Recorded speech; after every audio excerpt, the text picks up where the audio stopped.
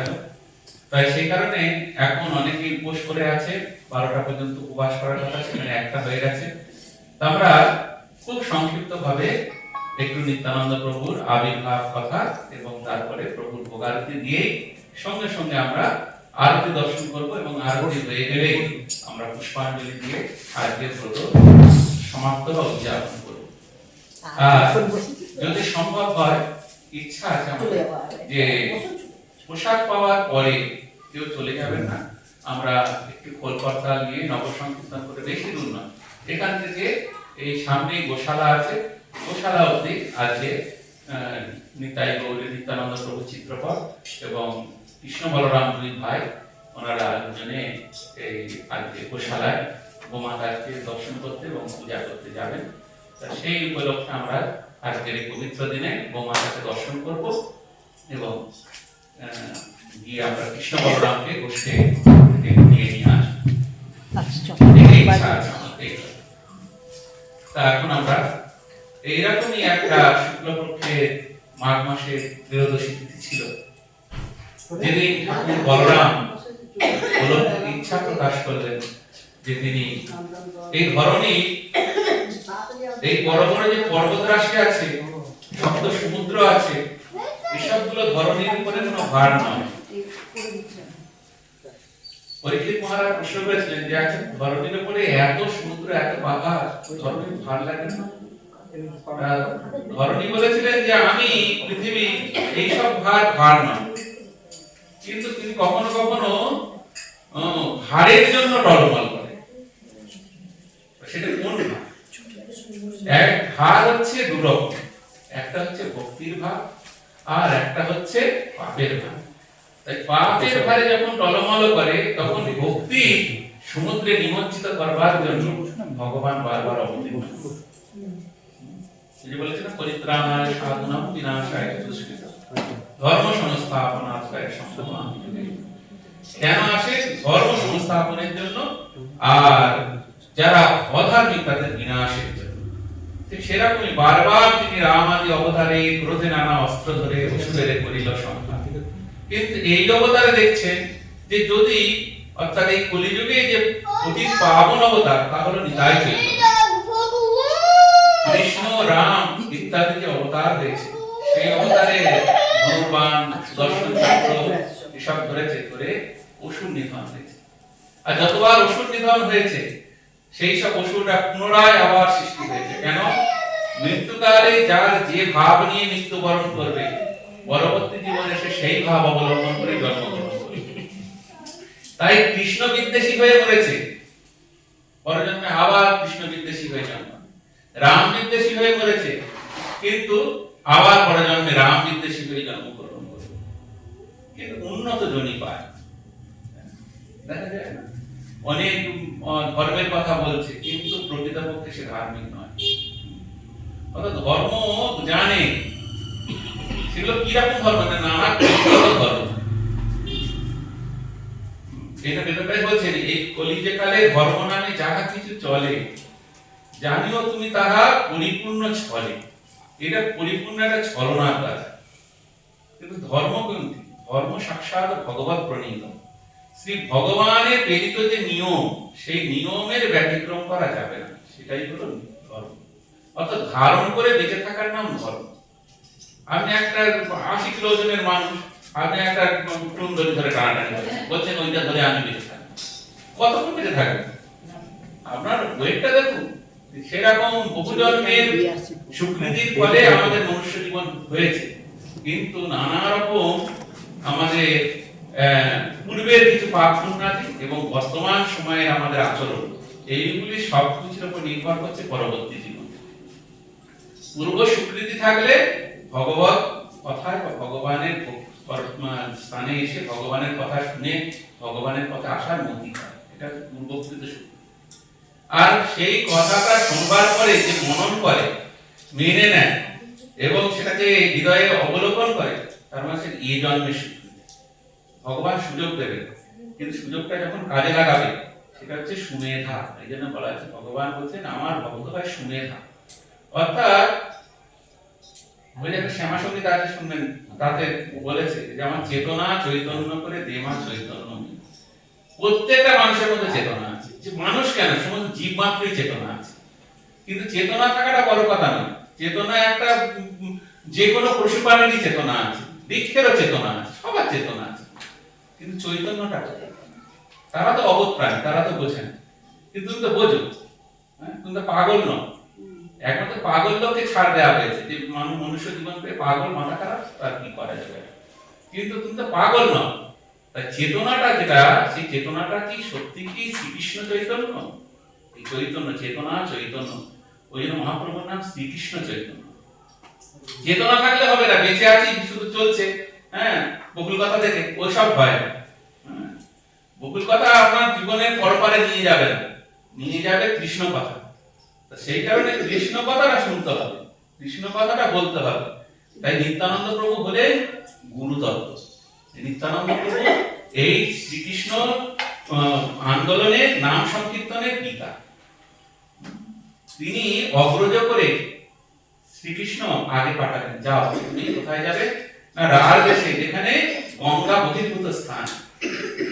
দ্বারিকানন্দী করেছে, কিন্তু গঙ্গা নেই, সেই স্থানে তুমি যাও। পাণ্ডব বিবর্জিত, সেখানে গিয়ে পাণ্ডব স্থান, সেখানে পাণ্ডবরা গেছিলেন। এবং রাঢ় মাঝে, যেখানে জলের অসুবিধা, জল পাওয়া যায় না, খুব কষ্টকর, এই রাঢ় দেশীয়, অর্থাৎ সেইখানে রাঙামাটির দেশ, সেইখানে যাও, গিয়ে সেখানে সেই শুষ্ক মরুভূমির মতো যে মানুষরা হয়ে রয়েছে, তুমি সেখানে গেলে অনুভব করতে পারবে। ওই জন্য সেই চেতনাটাকে জাগানোর জন্য তাকে রাঢ় দেশে পাঠালেন, পদ্মাবতীর কোমর রূপে।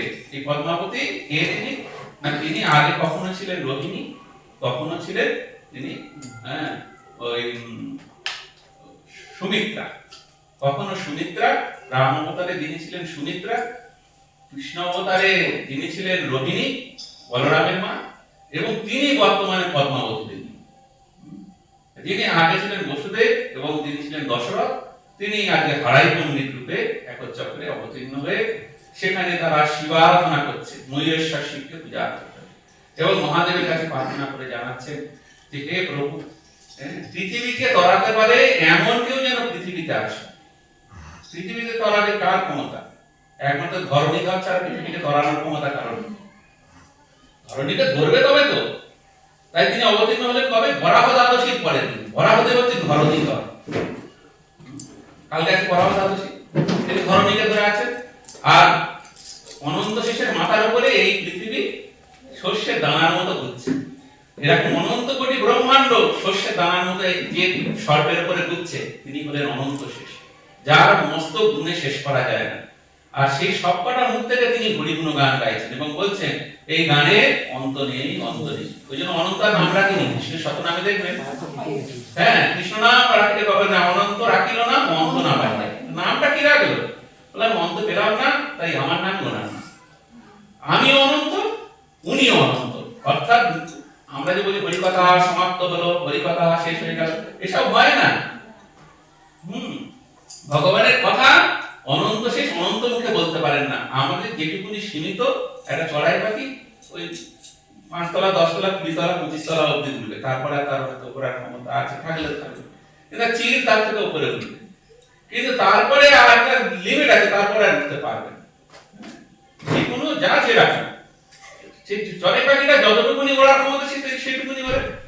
পেঙ্গুইনটা তো উঠতেই পারে না, সে যেটুকুনি আছে সেখানে ঘোরাঘুরি করে, অত বড় চেহারা হলে উঠতে পারছে না। সেই চিলটা অনেক দূর যাচ্ছে, চড়াইটা একটা নির্দিষ্ট। আমাদের যতটা কৃষ্ণকে নেওয়ার মতো ক্ষমতা, আমরা সেটুকুনিতেই সীমাবদ্ধ। আর বলছে আমরা ভগবানকে জেনে গেছি, ভগবান কেউ জানতে পারে। মাঠের শেষে দেখা যায় কি আকাশ দিয়ে মিশে গেছে, কিন্তু আকাশ কি তোমার মাঠের শেষে মিশে গেছে? সে অনন্ত, তোমার দৃষ্টি অতটুকুনি পৌঁছাচ্ছে, ওখানে পরে আর যাবে না, ওই অবধি তোমার সীমাবদ্ধ। ঠিক সেরকম ভগবানের কথা, ভগবানের সেই অনন্ত শেষ আজকের দিনে ভগবানের গুণগান করতে করতে এই শুক্লা ত্রয়োদশী পবিত্র তিথিতে মাঘ মাসে তিনি অবতীর্ণ হলেন হারাই পণ্ডিতের ঘরে। এবং এনারা 7 জন ভাই ছিলেন, প্রেমানন্দ, ব্রহ্মানন্দ, সদানন্দ, নিত্যানন্দ, এরকম এটা শব্দ শব্দ এবং তার মধ্যে নিত্যানন্দ ছিল হারাই পণ্ডিতের প্রাণ আবির্ভূত হলে হওয়ার সঙ্গে সঙ্গে রাজদেশীয় তখন কি চলছিল না, বৃষ্টি ছিল না, তখন অনাবৃষ্টিতে খরা হচ্ছিল।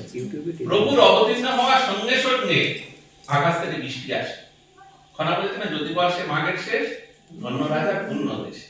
সেই মাঘের শেষে প্রবল বৃষ্টি হলো আর খরা দূরীভূত হয়ে গেল। বলে কে অবতীর্ণ হলো পৃথিবীতে? সকলে জয় জয়কার দিল, বলো নিত্যানন্দ রাম কি জয়।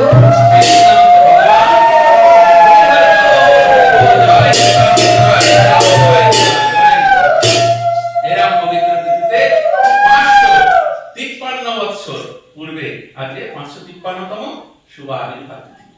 553 বছর পূর্বে এই ধরনীর বুকে তিনি একচ্চক্র গ্রামে অবতীর্ণ। তিনি একচ্চক্র কি করে না, যেখানে সব কথার মানে ভঙ্গ হয়ে গেছে। অন্যান্য অবতারে প্রাণটা নিয়েছে, এই অবতারে প্রাণটা নেবে না। কি করবে? চিত্ত শুদ্ধি করিল সবার। রাম আদি অবতারে ক্রোধে নানা অস্ত্র ধরে অসুরের করিল সংহার, কিন্তু এবে অস্ত্র না ধরিল, প্রাণে কারো না মারিল, চিত্ত শুদ্ধি করিল সবার। মগজ ধুলাইটা করলে সবচেয়ে ভালো হয়। শরীর ধুলাই করে লাভ নেই, মারতে মারতে মার খুঁড়ে মেরে যাবে। তবু একটা বাচ্চা আছে না, দুটো তো মারবে, তারপরে আবার ওটা বদমাইশ করবে, তোমার তুম করে আবার তারপর করছে।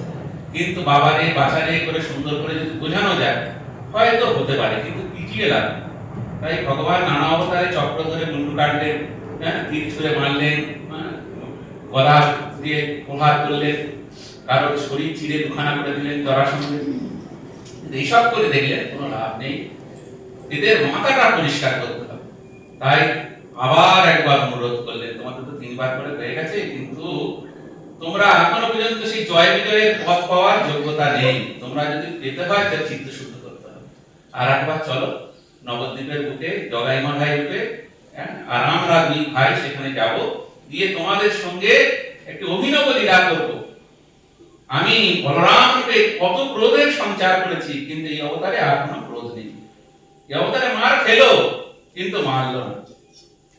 বলরামের গায়ে হাত দেবে না করার ক্ষমতা ছিল সেই সময় তাপর যুগে? রাম জানা বলছে, লক্ষণ তার আগে বলে দিচ্ছে, শুধু বলছে যে আমার যদি মর্যাদা পুরুষোত্তম বলে তাই, না হলে আমি এই সব সীতাকে রেখে এসো, চলো আমাদের সঙ্গে বনে জঙ্গলে ঘুরবে 14 বছর, এসব কিছুতেই শুনতাম না।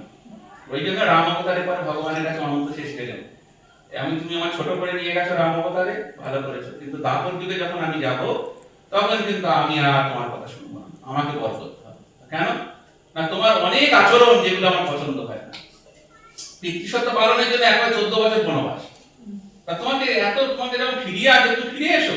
তারা তো ভুল বুঝতে পেরেছে, বলছে না হাও ফিরবো না। চিত্রকূট থেকে সে চলে গেল, সে কিছু সবাই বেড়াতে গেছিল, কেন আমি মর্যাদা পুরুষোত্তম।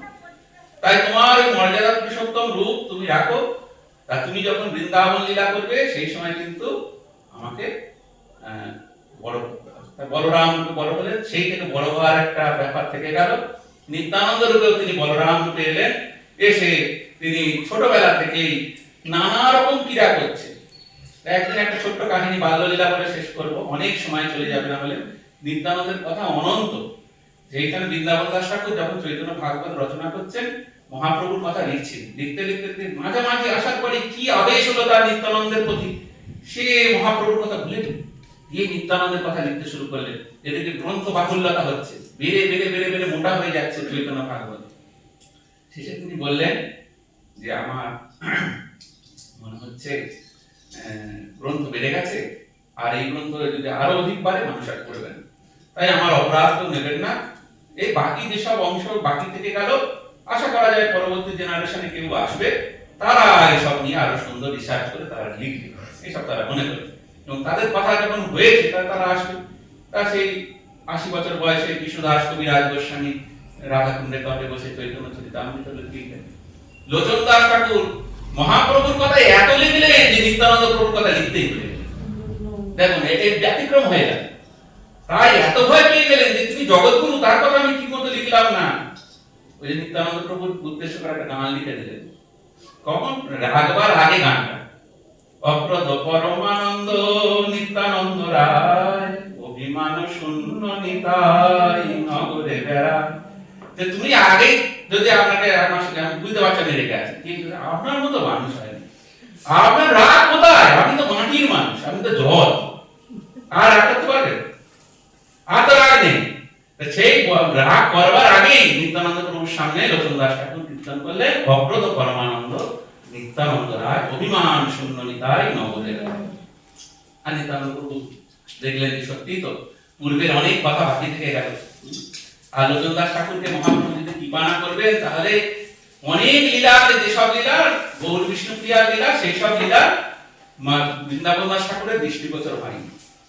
কারণ বৃন্দাবন দাস ঠাকুর মহাপ্রভু চর্বিত তাম্বুল থেকে জন্মগ্রহণ করেছে নারায়ণী গর্ভে, তাহলে পুত্রবৎ, সেখানে পিতা মাতার কথা অত লেখা যাবে না। কিন্তু লোচন দাস ঠাকুর কৃপা প্রাপ্ত হয়েছিলেন মহাপ্রভু, তাই গৌর বিষ্ণুপ্রিয়া সেই অন্তর্নিহিত দুঃখের কাহিনী, সেই বিষ্ণুপ্রিয়া ঠাকুরানীর যে অন্তরের যে বেদনার কথা তা লোচন দাস ঠাকুর রচনা করেছিলেন। এবং তিনি তো লেখবার সময় বিষ্ণুপ্রিয়া ঠাকুরানীর কাছে হেল্প চাইলেন, যেমন মনের মধ্যে সে তেমন লিখে গেছে, কিন্তু এইটা বইটা যে গ্যারান্টেড হবে, এটা যে সত্য বই, এটা কি করে প্রমাণিত হবে?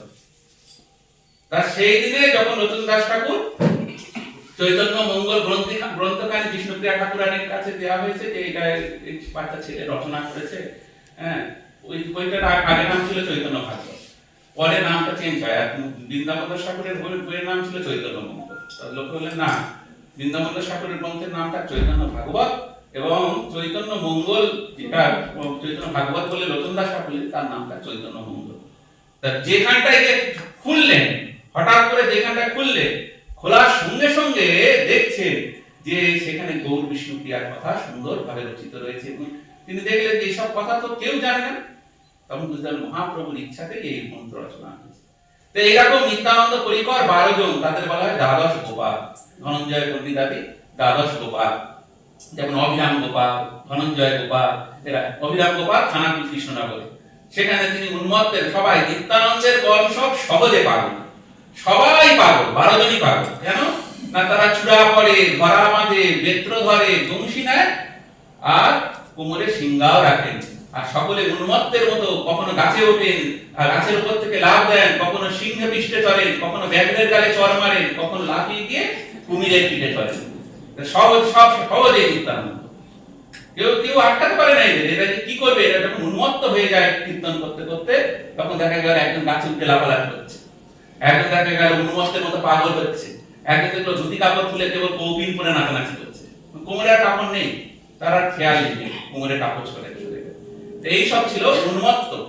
তার কোথায় ছিলেন না নিত্যানন্দ প্রভু বড় হয়ে তিনি যখন এই লীলা বিলাস করছেন, সমস্ত ভারতবর্ষ পরিভ্রমণ করে নবদ্বীপে এলেন, তার সঙ্গে দেখা সাক্ষাৎ হলো তখন, এবং নবদ্বীপ লীলার পরে তিনি খুব সংক্ষেপে, একদম সংক্ষেপে, তারপরে তিনি এইখানে যে ত্রিবেণী আছে, ওই ত্রিবেণীর কাছে, এলাহাবাদ ত্রিবেণী না আমাদের এখানকার যে ত্রিবেণী আছে, ওইখানে সকলে সব সুবর্ণ বণিক, সব বণিক সম্প্রদায়ের মধ্যে, সেখানে তিনি অভিরাম ঠাকুর, উদ্ধারণ দত্ত ঠাকুরের সপরিকর সবাইকে বৈষ্ণব করলেন, এবং আচণ্ডালে কৃষ্ণ প্রেম দিতে থাকলেন, এবং তার সহযোগিতা করলেন তার দুই স্ত্রী বসুধা এবং জাহ্নবাকে বিশেষভাবে তিনি সহযোগিতা করলেন, এবং তার প্রভাবে পরবর্তী সময় তিনি জগৎগুরু পদে অধিষ্ঠিত হলেন, কে মা জাহ্নবাদিনী।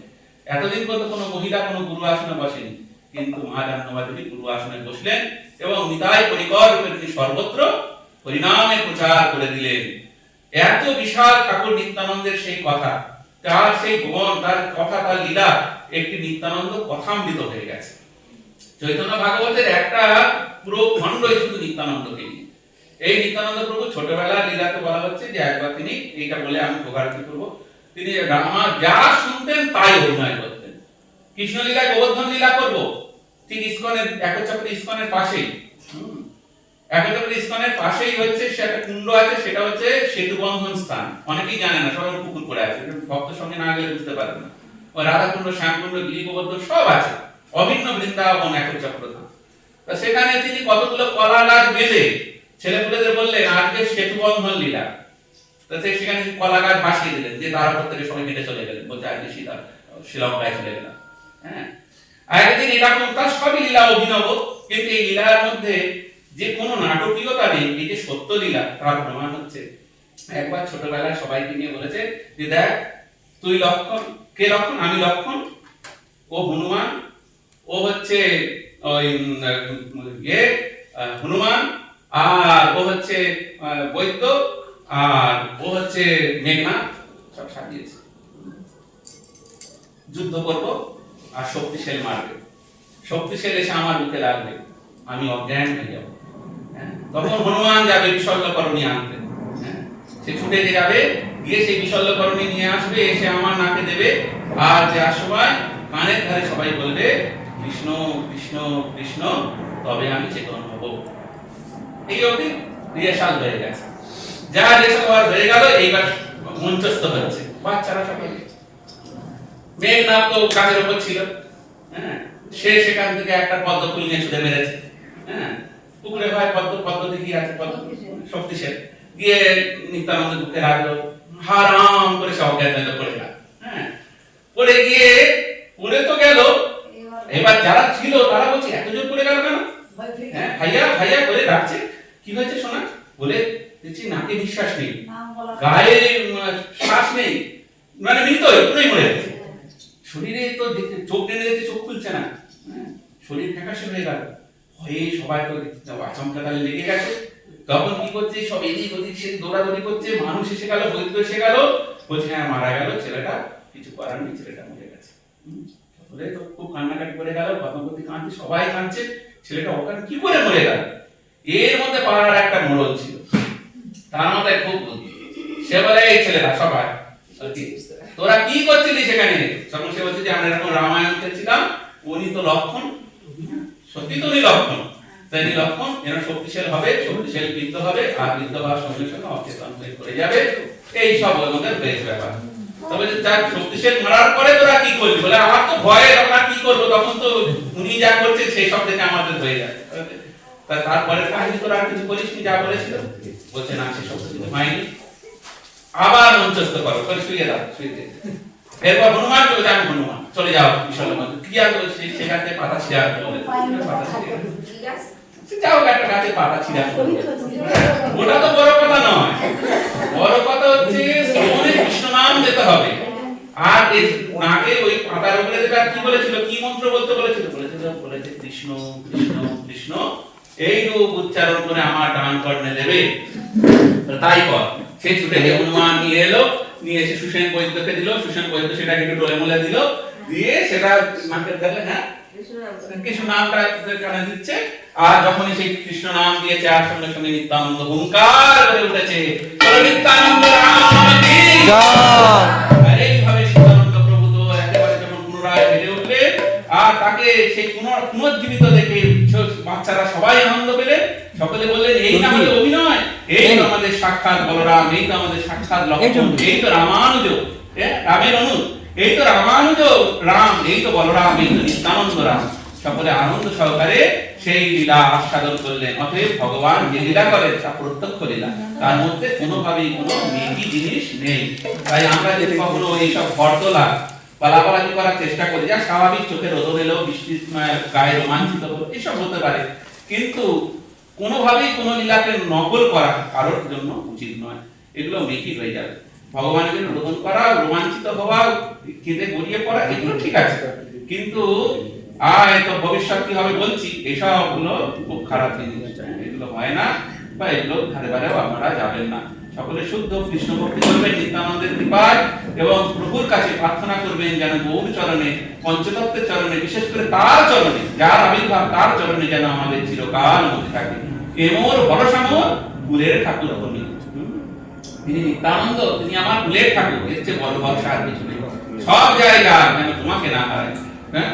সংসারের পার হইয়া ভক্তির সাগরে যে ডুবিবে সে বুঝুক নিতাই চাঁদে। সংসারের পার হয়ে যে ভক্তির সাগরে একবার নিমজ্জিত হতে চায়, যে ডুবতে চায়, যে ভাসতে চায়, যে ভাসুক, কতদিন ভাসবে, ভাসতে ভাসতে ভেসে চলে যাবে, কিন্তু যে ভক্তির সাগরে ডুবতে চায় সে বুঝুক নিতাই চাঁদে।